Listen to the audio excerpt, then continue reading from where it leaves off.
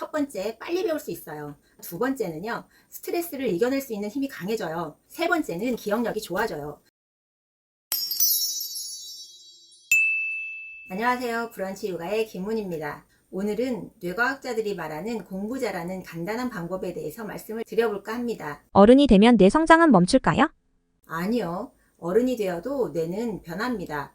뇌는 갓 태어난 아이 머리가 몸의 절반 정도 크기를 차지할 정도로 신체보다 성장 속도가 빠른데요. 6살 무렵에는 어른 크기의 95% 수준에 도달합니다. 이 시기에 뇌의 발달이 대부분 완성이 되고 나머지 성장은 12세까지 발달을 하게 되죠. 그런데 우리는 성인이 되어서도 악기나 외국어처럼 무언가를 배우거나 운동 독서를 할 때 조금씩 변합니다. UCLA 연구 기록을 보면요. 런던의 택시기사들은 일반인보다 해마의 크기가 약 7% 정도 더 크대요. 왜냐면 런던의 택시기사 면허시험은 그 복잡한 런던 거리를 내비 없이도 갈 수 있을 정도로 모든 길을 외워야 할 만큼 까다롭기 때문이에요.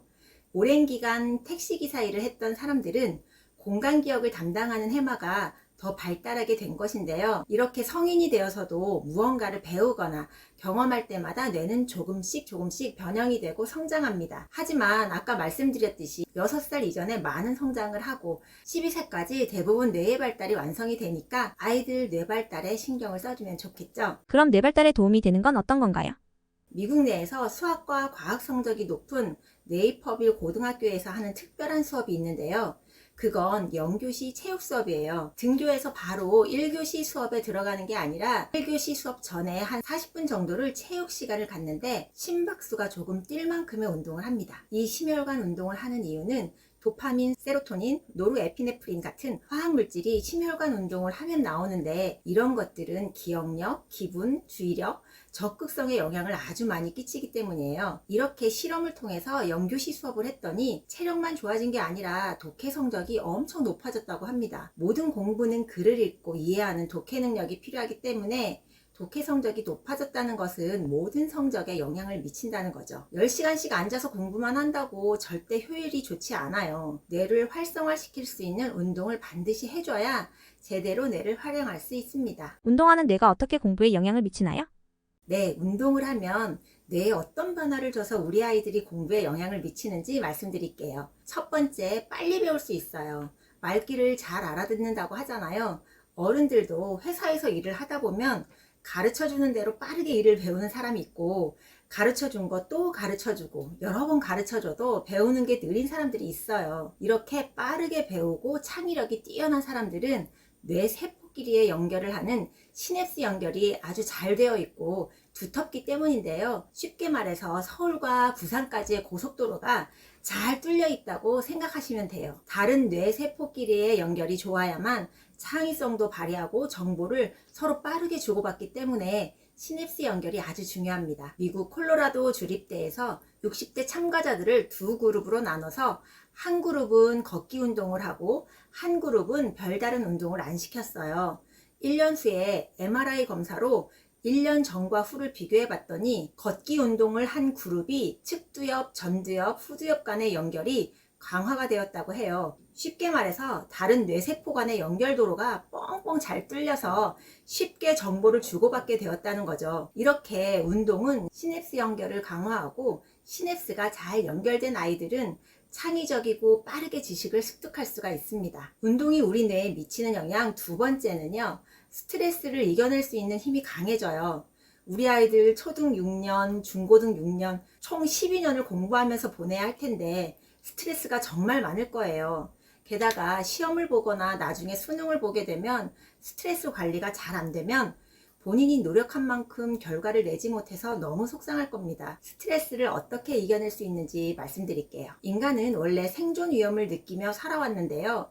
옛날에는 인간보다 강한 동물들로부터 살아남아야 했기 때문에 본능적으로 위험을 느끼게 되면 코르티졸이라는 성분이 확 증가하게 됩니다. 이때 생존하려면 빠르게 도망가야 하잖아요. 그러려면 근육에 더 많은 피가 공급되어야 할 거고요. 그러다 보면 심장이 아주 빠르게 뛸 거예요. 이렇게 우리의 생존을 위해 꼭 필요하기도 하고 적당한 긴장감을 느끼는 데 필요한 코르티졸이 장기간 노출이 되면 정신건강에 안 좋고 해마에도 영향을 미칩니다. 해마는 장기 기억과도 상관이 있는데요. 스트레스를 너무 많이 받으면 기억력도 나빠지겠죠. 그래서 아이들 스트레스 관리가 꼭 필요해요. 근데 운동을 하면 코르티솔 수치가 순간적으로 높아져요. 아니, 코르티솔은 기억력을 담당하는 해마에 안 좋은 거라면서요. 근데 운동을 하면 나온다니 운동을 하라는 거예요, 말라는 거예요? 네, 맞아요. 운동하면 힘들면서 순간 코르티솔이 나와요. 하지만 꾸준히 운동을 하거나 달리기를 하다 보면 점점 그 분비가 줄어들게 돼요. 덜 민감해지는 거죠. 왜 김종국 씨가 운동 중독이라고 하잖아요. 운동하면서 스트레스 받나요?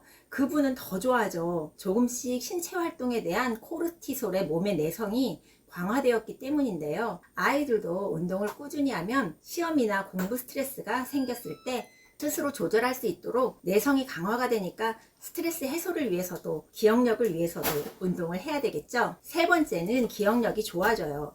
두 번째에 제가 말씀드렸죠. 코르티솔에 장기간 노출되면 스트레스에도 영향을 미치고 해마에도 영향을 미친다고요. 해마가 중요한 이유는 장기 기억과 관계가 있어서 해마가 잘 작동을 안 하면 기억력이 나빠지는 거예요. 우리도 나이 들면서 자꾸 깜빡깜빡하고 기억이 잘 안 나잖아요. 운동이 부족해서 그래요. 미국 과학자들이 120명의 사람들을 MRI로 뇌를 촬영한 다음에 두 그룹으로 나뉘어서 실험을 했는데요. 한 그룹은 달리기 같은 지구력 운동을